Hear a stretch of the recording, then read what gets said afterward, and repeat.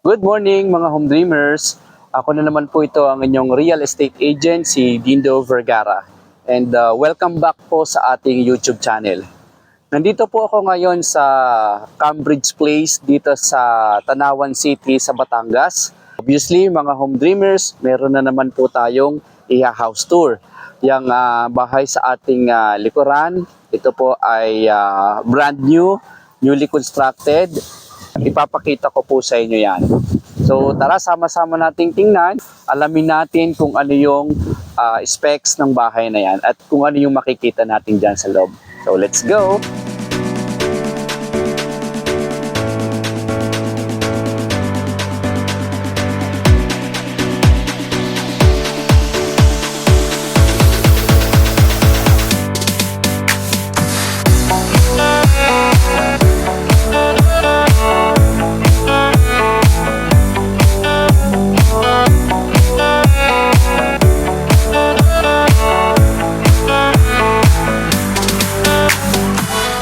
Alright.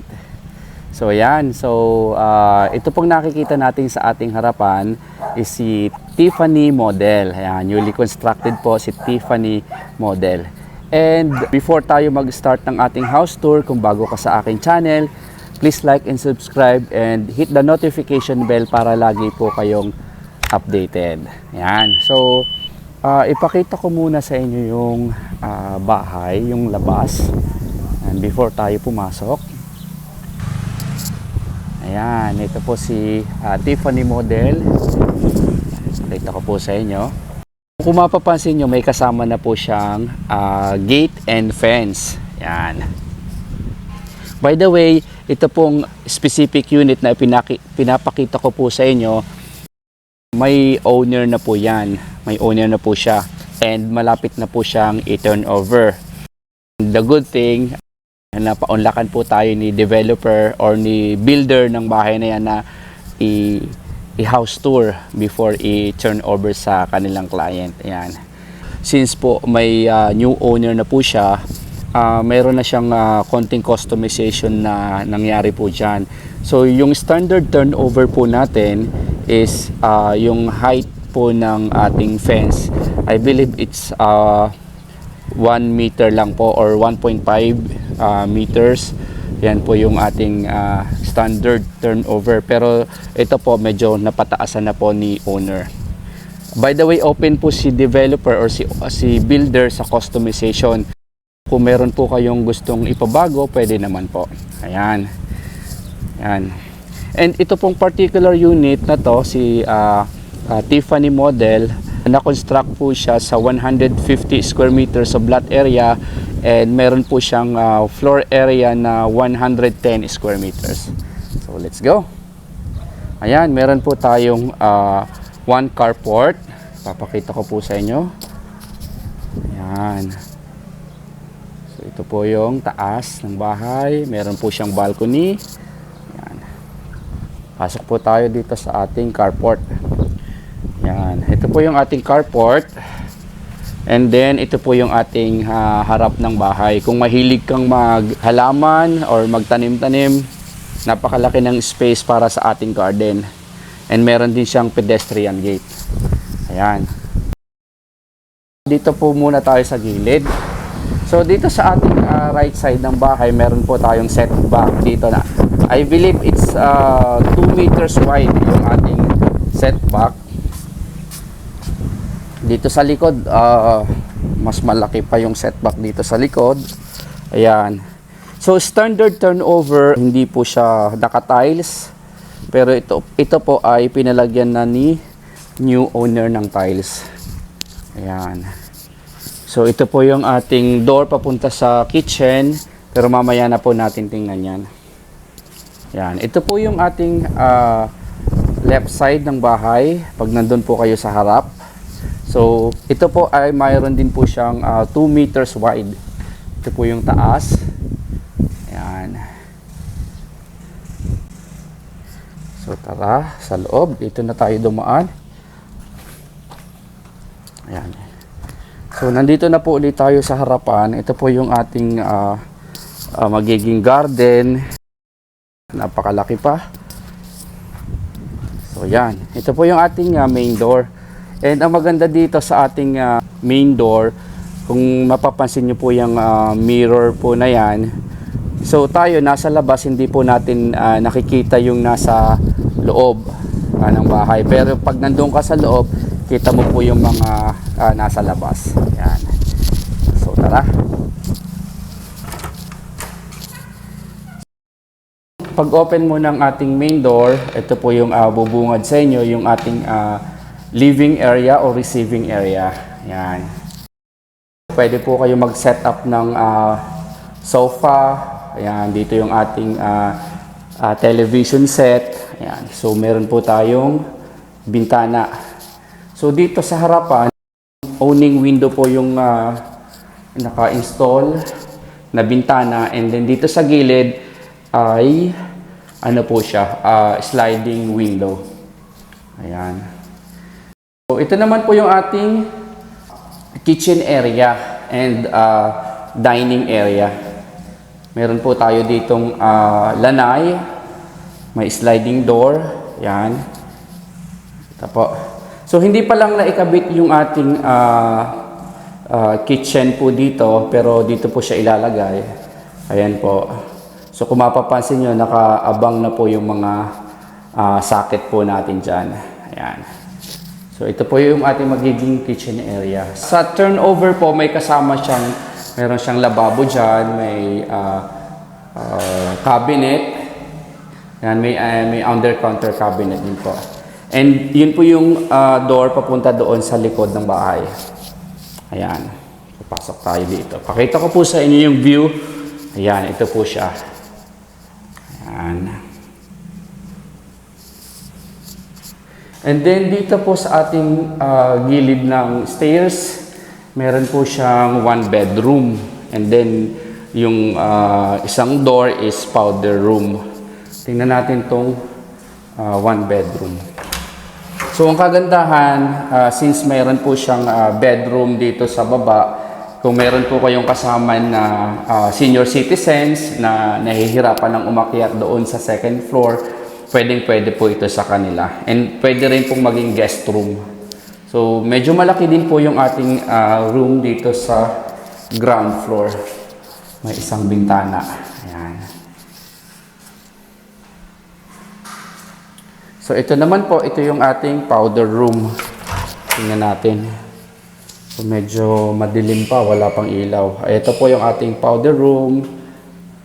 Ayan. Actually, ano siya, toilet and bath kasi meron po siyang shower. Ayan po, meron po tayong rain shower po dyan. Ito po. Ayan. May lavatory and may water closet. Ayan. So dito sa ating ilalim ng stairs, pwede po kayong maglagay po dyan ng storage kasi medyo malaki pa naman po siya. Ayan po, dyan po nilagay yung mga ibang construction materials. Ayan. So ito po yung ating stairs going up. Kaya tayo sa second floor. Ayan. So maganda, meron po tayong malaking window dyan. So ang kagandahan po ng meron tayong glass panel po dyan. Kung nagtitipid ka sa kuryente, ayan, i-open nyo lang po yan para makapasok po yung natural light. And then ang maganda pa, yung dalawang, ayan, owning window po, makakapasok pa rin po yung air or yung hangin mula doon sa labas. Ito po, glass panel po siya, hindi po siya nabubuksan. Ayan. So dito sa ating second floor, meron po tayong 3 bedrooms. Ayan. So open po muna natin. So dito po muna tayo sa ating bedroom 1. So ito po yung ating bedroom 1. Ayan. Ito po, pasok tayo. Ayan po. Sa bedroom 1. Tingnan natin. So ito po, overlooking po natin ang Mount Makiling. Mount Makiling po yan. Ayan. So medyo nagtatago lang po sa ulap pero Mount Makiling po andyan. Ito yung ating, dito siya. Ayan. Napakataas po ng lugar na to. Ayan po, tanaw po natin yung Tagaytay Ridge. Ayan, yan po yung bundok ng Tagaytay.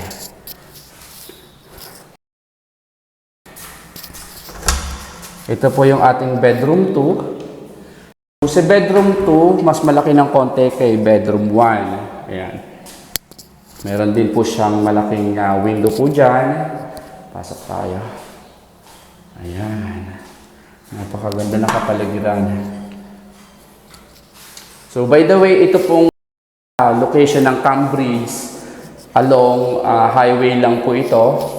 So mula doon sa National Road, siguro it takes 2 to 3 minutes makakarating po kayo dito sa ating bahay.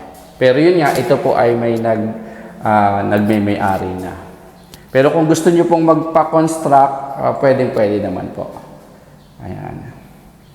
So ito yung ating master's bedroom.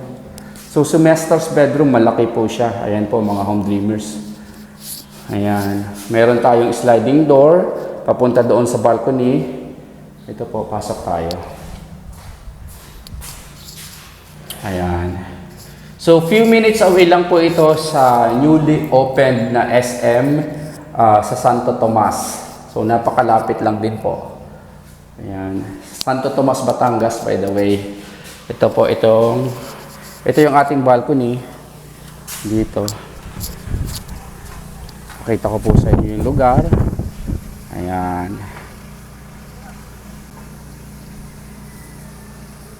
Ayan.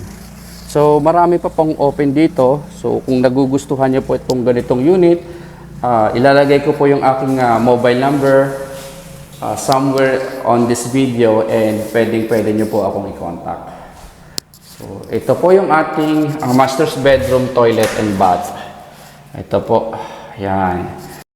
Complete fixtures po ang naka-install dito. Meron po tayong shower, water closet, and meron lavatory. Ito. So, hindi natatanaw yung Mount Makiling na tatakluban ng ating ulap, pero ayan po yung Mount Makiling. Alright. So, ito yung ating view ng ating master's bedroom pag nandito po kayo sa master's toilet and bath. Ayan po. So, napakaganda po ng location ng Cambridge.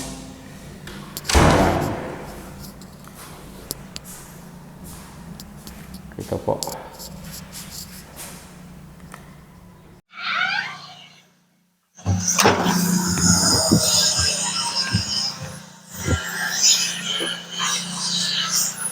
Alright, so natapos na nating i-house tour itong Tiffany model dito sa Cambridge Place dito sa Tanawan City, Batangas. I hope nag-enjoy po kayo and I believe na ipakita ko naman po lahat ng sulok or yung mga dapat ipakita dito sa unit na to.